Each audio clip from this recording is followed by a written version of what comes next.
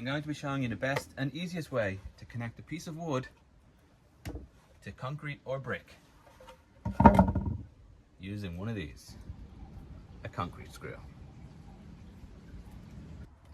So what you're going to need for this is an SDS drill with a 6mm masonry bit, an impact gun with the T30 bit. If you don't have an impact gun, a regular drill will also work.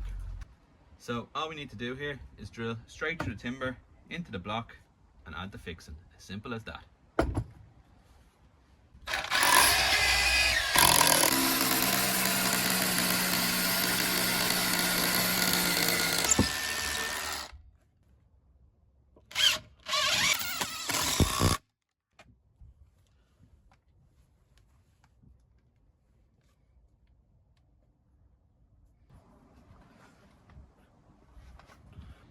If this video has been of some help to you, please subscribe to the channel as I make DIY and renovation videos here.